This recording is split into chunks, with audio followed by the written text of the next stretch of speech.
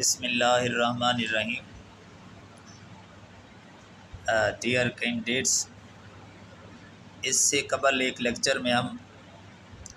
حضرت ابوبکر صدیق رضی اللہ تعالیٰ عنہ کے دور خلافت کے بارے میں ملاحظہ اور سماعت کر چکے ہیں۔ تو اس لیکچر میں ہم حضرت عمر فاروق رضی اللہ تعالیٰ عنہ کے دور خلافت کی فتوحات اور ان کے کارناموں کے بارے میں جانیں گے۔ تو حضرت ابوبکر صدیق رضی اللہ تعالیٰ عنہ نے تقریباً 2 سال 3 ماہ 8 دن خلافت کی، اور ان کے بعد حضرت عمر رضی اللہ تعالیٰ عنہ مسلمانوں کے خلیفہ بنے،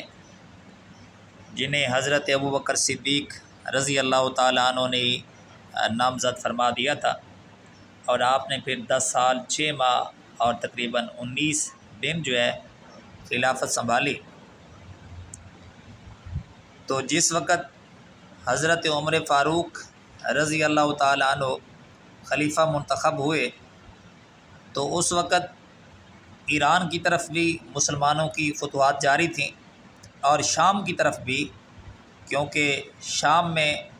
حضرت خالد بن ولید رضی اللہ تعالیٰ عنہ حضرت ابوبکر صدیق رضی اللہ تعالیٰ عنہ کے حکم سے آدھی افواج لے کے چلے گئے تھے۔ تو ایران میں پھر حضرت مسنا بن حارثہ رضی اللہ تعالیٰ عنہ نے مسلمانوں کی کمان سنبھالی ہوئی تھی، اور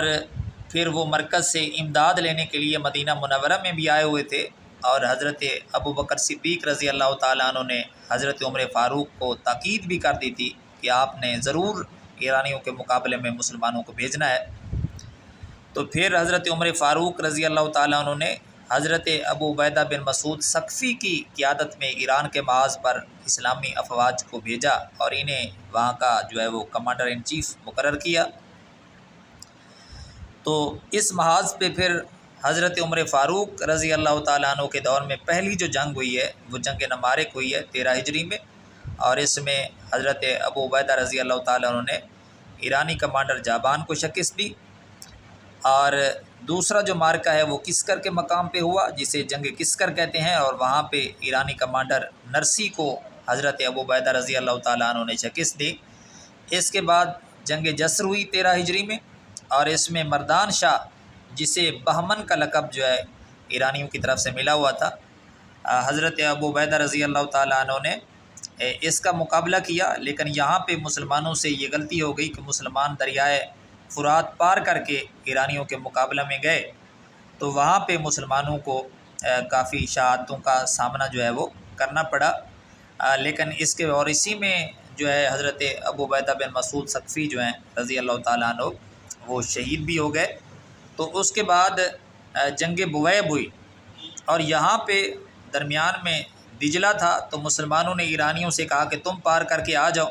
تو یہاں پہ پھر ایرانی جو کمانڈر تھا میران تھا، اس کے ساتھ مقابلہ ہوا، اور مسلمانوں نے ایرانیوں کو بدترین وہ شکست دی۔ یعنی مسلمانوں نے جنگ جسر کا جو بدلہ تھا وہ جنگ بویب میں لے لیا۔ یہ پیپرز میں سوال آ جاتا ہے کہ مسلمانوں نے جنگ جسر کا بدلہ کس جنگ میں لیا؟ تو جنگ بویب میں، یعنی جنگ جسر کے بعد جو چوتھی جنگ ہے ایرانی محاذ پہ حضرت عمر رضی اللہ تعالیٰ عنہ کے دور خلافت میں، وہ جنگ بویب ہے۔ اور اس کے بعد جنگ قادسیہ ہوئی، جس میں ایرانی بہت تیاری کر کے آئے رستم کی کمان میں، اور پھر اس کے مقابلے میں حضرت سعد بن ابی وقاص رضی اللہ تعالیٰ عنہ کو بھیجا گیا۔ اور جنگ قادسیہ کے حوالے سے یہ بات اہم ہے کہ یہ تقریباً 3 دن اور 1 رات یہ چلتی رہی تھی۔ یوم ارماس پہلے دن کو کہا جاتا ہے، جنگ قادسیہ کے دن کو پھر یوم اغواس ہے، اور اس کے بعد پھر لیلۃ الحریر اس رات بھی جنگ ہوتی رہی ہے، اور پھر چوتھے دن یوم اماس کو اس جنگ کا وہ فیصلہ ہو گیا۔ تو یہ 3 دن ہیں، یوم ارماس، یوم اغواس، یوم اماس، اور جس رات کو جنگ ہوتی رہی ہے اسے لیلۃ الحریر کہتے ہیں۔ اور یہاں پہ مسلمانوں نے فارسیوں کو بدترین شکست دی، اور بلال بن علقمہ رضی اللہ تعالیٰ عنہ کے ہاتھوں رستم بھی وہ قتل ہو گیا۔ تو اس کے بعد پھر مسلمانوں نے مدائن کو مسخر کر لیا 16 ہجری میں، اور حضرت سعد بن ابی وقاص رضی اللہ تعالیٰ عنہ کی قیادت میں بغیر کسی مزاحمت کے، اور اس کے بعد ایران کے محاذ پہ جنگ جلولہ ہوئی، جس میں رستم کا بھائی خرزاد اور اس کے مقابلے میں حضرت ہاشم بن عتبہ اور ققا بن عمرو رضی اللہ تعالیٰ عنہ کو بھیجا گیا۔ تو یوں 16 ہجری کے اختتام تک سارا جو عراق ہے وہ مسلمانوں کے زیر نگین آ گیا۔ پھر اسی طرح حضرت عبداللہ بن غنم رضی اللہ تعالیٰ عنہ نے تکرید کو فتح کیا، اور اسی طرح آگے بڑھ کے پھر حضرت ایاز بن غنم رضی اللہ تعالیٰ عنہ کی قیادت میں مسلمانوں نے جزیرہ کا علاقہ فتح کر لیا، اور اسی طرح پھر خوزستان کا جو علاقہ ہے وہ حضرت ابو موسیٰ اشعری رضی اللہ تعالیٰ عنہ نے وہ فتح کر لیا۔ اور اس کے بعد جو ہے ایک بہت بڑی جنگ جو آخری بہت بڑی ایرانیوں کے ساتھ سمجھی جاتی ہے وہ جنگ نہاوند ہے، اور اس میں ایرانی سپریم جو کمانڈر تھا وہ مردان شاہ تھا، اور اس کے مقابلے میں حضرت نعمان بن مکرن رضی اللہ تعالیٰ عنہ بھیجے گئے، اور وہ اس جنگ میں شہید ہو گئے۔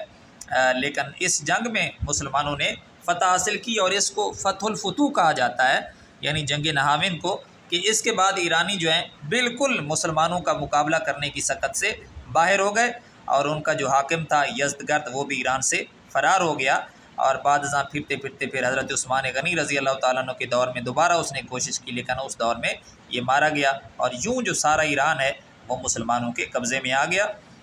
اور جو شام کا جو ہے وہ محاذ تھا، تو حضرت ابوبکر صدیق رضی اللہ تعالیٰ عنہ کی رحلت کے وقت مسلمانوں نے دمشق کا جو ہے وہ محاصرہ کیا ہوا تھا۔ تو دمشق کے محاصرے میں حضرت خالد رضی اللہ تعالیٰ عنہ باب المشرق سے فاتحانہ طور پہ داخل ہوئے، اور حضرت ابو عبیدہ رضی اللہ تعالیٰ عنہ باب جابیہ سے مصالحانہ داخل ہوئے۔ تو اس طرح دمشق بھی مسلمانوں نے حضرت عمر رضی اللہ تعالیٰ عنہ کے دور کی ابتدا میں شامی محاذ پہ جو رومیوں کے ساتھ جو مسلمانوں کی لڑائیاں جاری تھیں فتح کر لیا۔ اور اسی موقع پہ حضرت ابوبکر صدیق رضی اللہ تعالیٰ عنہ جب اللہ تعالیٰ کو پیارے ہو گئے، تو حضرت عمر فاروق رضی اللہ تعالیٰ عنہ نے جو شامی کمان حضرت خالد بن ولید کے ہاتھ میں تھی، تو حضرت خالد بن ولید کے ہاتھ سے حضرت ابو عبیدہ بن جراح رضی اللہ تعالیٰ عنہ کو حضرت عمر رضی اللہ تعالیٰ عنہ نے مسلمانوں کا کمانڈر ان چیف جو ہے وہ مقرر کر دیا۔ تو اس کے بعد مسلمانوں نے اردن کو فتح کر لیا، اسی طرح ہمس کو 14 ہجری میں مسلمانوں نے فتح کر لیا، اور اسی طرح لازکیہ جو ہے اس کو فتح کر لیا، اور وہاں پہ حضرت ابو عبیدہ بن جراح رضی اللہ تعالیٰ عنہ نے حضرت عبادہ بن صامت رضی اللہ تعالیٰ عنہ کو وہاں کا جو ہے حاکم جو ہے وہ مقرر کر دیا۔ تو اس طرح جب مسلمان مسلسل فتوحات حاصل کرتے جا رہے تھے، تو پھر انطاکیہ میں اس وقت تک ہرقل جو ہے وہ بیٹھا ہوا تھا جو ان کا حاکم تھا رومیوں کا، تو اس نے پھر مسلمانوں سے ایک فیصلہ کن جنگ لڑنے کے لیے بہت ساری رومی افواج کو تھیوڈور کی قیادت میں تقریباً 2,40,000 کی تعداد تھی افواج کی، تو ان کو جو ہے وہ بھیجا۔ تو پھر مسلمانوں نے بھی ان کا مقابلہ جو ہے کرنے کے لیے جو مسلمانوں کے وہاں پر لشکر تھے، یعنی جیسے کہ 4 لشکر حضرت ابوبکر صدیق رضی اللہ تعالیٰ عنہ کے فرمان سے بھیجے گئے تھے، اور پھر حضرت خالد بن ولید رضی اللہ تعالیٰ عنہ بھی آ ملے تھے ان کے ساتھ۔ تو مسلمانوں نے جو شام کے شہر جو زیر نگین کیے ہوئے تھے ان کو جو ہے خالی کر دیا، اور میدان یرموک میں جو ہے مسلمان جو ہے وہ جمع ہو گئے۔ یہ اردن کے اندر ایک مقام ہے، تو وہاں پہ پھر چاروں جو مسلمان کمانڈرز تھے انہوں نے فیصلہ کیا کہ کمان جو ہے وہ حضرت خالد بن ولید رضی اللہ تعالیٰ عنہ کے ہاتھ میں دی جانی چاہیے۔ تو پھر حضرت خالد بن ولید جو ہے مسلمانوں کے اس جنگ میں سپریم کمانڈر مقرر ہوئے، اور یہ جمادہ ثانیہ 15 ہجری میں جنگ یرموک جو ہے مسلمانوں کی رومیوں کے ساتھ ایک فتح کن جو ہے وہ جنگ ہوئی تھی، اور اس میں حضرت ابو سفیان رضی اللہ تعالیٰ عنہ نے باوجود پیرانہ سالی کے شرکت کی، اور اسی میں حضرت اکرمہ رضی اللہ تعالیٰ عنہ نے بہادری اور سرفروشی دکھائی، اور موت پہ جو ہے انہوں نے بیعت کی، اور مسلمانوں کو اللہ تعالیٰ نے اس جنگ میں بہت بڑی فتح دی۔ صرف 3,000 مسلمان جو ہیں وہ شہید ہوئے تھے، اور لاکھوں جو رومی ہیں وہ اس میں مارے گئے تھے، اور اس کے بعد رومیوں کے پاس مسلمانوں کا مقابلہ کرنے کے لیے سکت اور قوت نہ رہی، جس کی وجہ سے ہرقل نے شام کا علاقہ انطاکیہ جو ہے وہاں سے بھی وہ چلا گیا، اور دوبارہ قسطنطنیہ میں جا کے اس نے جو ہے وہ دم لیا۔ تو اس طرح مسلمانوں نے شام میں فتح حاصل کر لی۔ اور یہاں پہ ایک سوال آ جاتا ہے کہ کون سا شہر تھا جس کا جزیہ جو ہے مسلمانوں نے واپس کر دیا تھا؟ تو وہ ہمس کا شہر تھا کہ مسلمانوں نے جب اسے خالی کیا ایران یہ رومیوں کا مقابلہ کرنے کے لیے میدان یرموک میں، تو مسلمانوں نے ان کا جزیہ جو ہے وہ واپس کر دیا تھا۔ تو اس کے بعد پھر بیت المقدس جو ہے وہ 16 ہجری میں حضرت عمر رضی اللہ تعالیٰ عنہ کے دور میں ہی فتح ہوا۔ تو حضرت عمر بن عاص رضی اللہ تعالیٰ عنہ نے پہلے اس کا محاصرہ کیا، اور پھر حضرت ابو عبیدہ رضی اللہ تعالیٰ عنہ بھی تشریف لے آئے۔ تو پھر بیت المقدس میں جو ان کے رہنما تھے انہوں نے صلح کی درخواست کی، تو حضرت عمر رضی اللہ تعالیٰ عنہ پھر مدینہ منورہ سے تشریف لے گئے اور مقام جابیہ میں ان کے ساتھ صلح نامہ جو ہے وہ لکھا گیا۔ العہدہ العمریہ اسے کہتے ہیں، جو مسلمانوں کے درمیان اور بیت المقدس کے باسی جو تھے ان کے درمیان لکھا گیا تھا۔ تو اس کے بعد پھر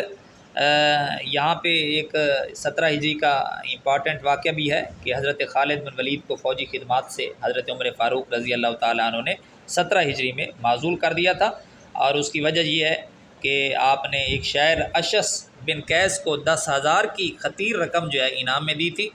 تو یہی وجہ ہے کہ حضرت عمر فاروق رضی اللہ تعالیٰ عنہ نے حضرت خالد بن ولید کو فوجی خدمات سے معزول کر دیا، اور معزولی کے بعد حضرت خالد بن ولید جو ہے وہ حمص چلے گئے تھے اور وہاں پر 21 ہجری میں وفات پا گئے۔ اسی طرح 18 ہجری میں طاعون امواس جو ہے وہ بہت فیمس واقعہ ہے، اور اسی طرح حجاز میں بھی ایک بہت بڑا قحط پھیل گیا 18 ہجری میں۔ تو طاعون امواس میں ہی حضرت ابو عبیدہ بن جراح رضی اللہ تعالیٰ عنہ جو ہیں وہ اللہ تعالیٰ کو پیارے ہو گئے، اور اسی طرح طاعون امواس میں ہی حضرت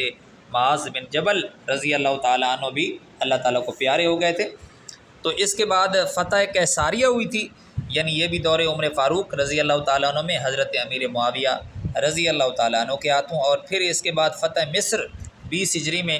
ابتدا تو اس کی 18 ہجری میں ہی حضرت عمرو بن عاص رضی اللہ تعالیٰ عنہ کی کمان میں ہو گئی تھی کہ حضرت عمرو بن عاص نے مصر میں فرما کا علاقہ، پھر قلعہ بابلیون، فسطاط، اور اسی طرح آخر کار سکندریہ جو ہے وہ بھی 20 ہجری میں فتح ہو گیا۔ تو اس طرح مصر بھی حضرت عمر فاروق رضی اللہ تعالیٰ عنہ کے دور میں حضرت عمرو بن عاص رضی اللہ تعالیٰ عنہ کی قیادت میں فتح ہو گیا۔ تو اس کے بعد 23 ہجری میں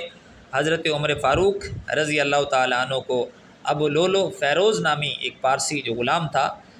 اس نے شہید کر دیا۔ 26 ذی الحجہ کو آپ رضی اللہ تعالیٰ عنہ پہ اس بدبخت نے حملہ کیا، اور 29 کو آپ کی شہادت ہوگی، اور 1 محرم الحرام کو آپ کی تدفین کی گئی۔ تو آپ نے پھر خلافت کے لیے عشرہ مبشرہ میں سے سوائے اپنے بہنوئی حضرت سعید بن زید رضی اللہ تعالیٰ عنہ کے صحابہ کرام کو نامینیٹ کیا، اور حضرت صہیب رومی نے اس عرصہ میں مسلمانوں کی جو ہے وہ قیادت سنبھالی تھی، اور پھر حضرت عثمان غنی رضی اللہ تعالیٰ عنہ وہ مسلمانوں کے تیسرے خلیفہ جو ہیں نامینیٹ ہوئے۔ تو حضرت عمر فاروق رضی اللہ تعالیٰ عنہ کا دور انتہائی ببرکت اور مبارک دور ہے مسلمانوں کے لیے، اور اس دور میں فتوحات کے ساتھ ساتھ حضرت عمر فاروق رضی اللہ تعالیٰ عنہ نے بہت ساری اصلاحات بھی کیں، جیسا کہ آپ نے جیل خانہ جات ہیں مکہ میں، آپ نے حضرت صفوان بن امیہ رضی اللہ تعالیٰ عنہ کا ایک بہت وسیع مکان تھا اسے خریدا اور اسے جیل میں تبدیل کر دیا۔ اسی طرح نہریں کھدوائی گئیں جن میں نہر امیر المومنین ہے، نہر ابو موسیٰ اشعری رضی اللہ تعالیٰ عنہ ہے، نہر ماکل ہے